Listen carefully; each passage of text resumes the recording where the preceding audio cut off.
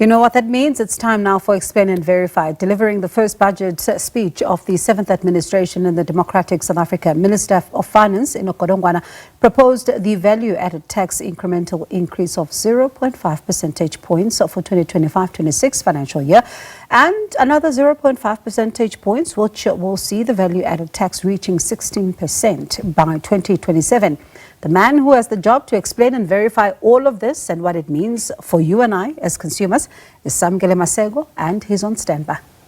Indeed, Bongiwe, the proposal to increase the value-added tax has sparked controversy and has pitted the GNU members against each other, with the second largest party in the GNU, the DA, saying it doesn't support the proposed budget in its current form and shape. If the proposed VAT increase is approved by Parliament, it will mean consumers will pay more for a majority of goods and services. Let's have a look at some of the following graphics that explains the conceptualization of VAT. Bongi, we're going to our very first graphic, value-added tax at 15%.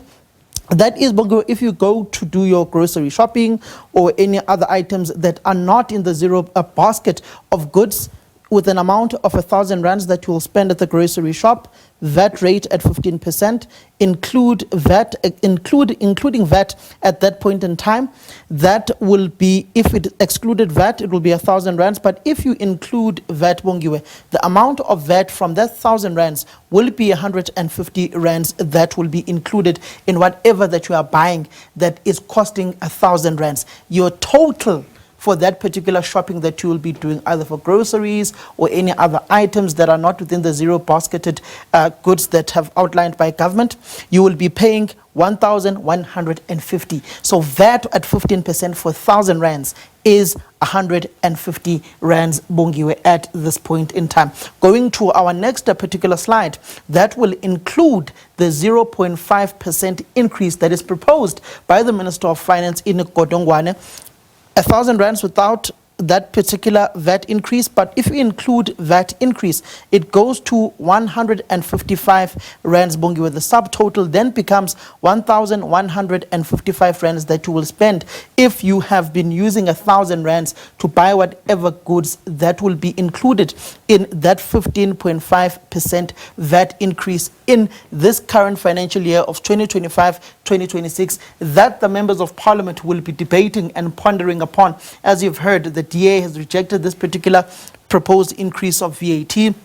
The Economic Freedom Fighters has rejected it as well, and other political formations such as the MK Party, they've clearly disagreed with it as well. You'd remember there was a cabinet meeting yesterday before the Minister of Finance went to table this particular budget. The DA simply did not agree with the proposed budget. One wonders what their Deputy Minister of Finance will be doing, judging that he is disagreeing with his own officials at Treasury, who are the ones who get to the nuts and bolts of deliberating upon a budget that is tabled. The Minister of Finance basically just looks at the policy framework and looks at the politics around it. But the nuts and bolts of where the money will come from are those officials there in Treasury who do the work. It's going to be an interesting one, Samgele. And one wonders then how important, when you look at VAT, right, is it as a source of revenue?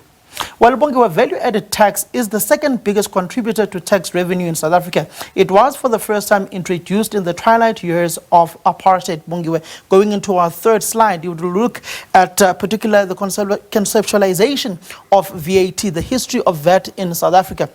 Introduced on the 30th of September 1991 at 10%.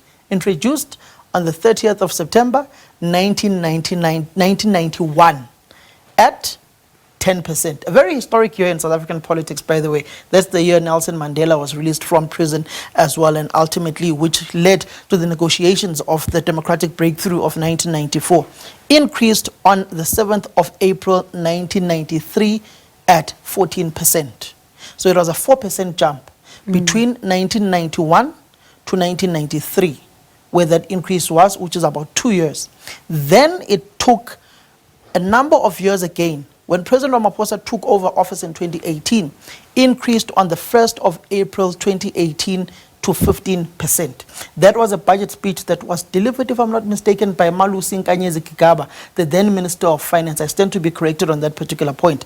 But that was then when it was increased to 15%. It might have also been Nhlanhla Nene at the time as well, who was at Treasury during that particular transition period of President Ramaphosa taking over the reins of power. So there was a very long period between 1993 to 2018 where this particular sector of tax, VAT, was not increased by government. It was then ultimately increased again in 2018. Bongi, we're going on to our last slide, our fourth slide, which explains particularly the history of VAT as well and what it contributes to the country when it comes to the South African Revenue Services.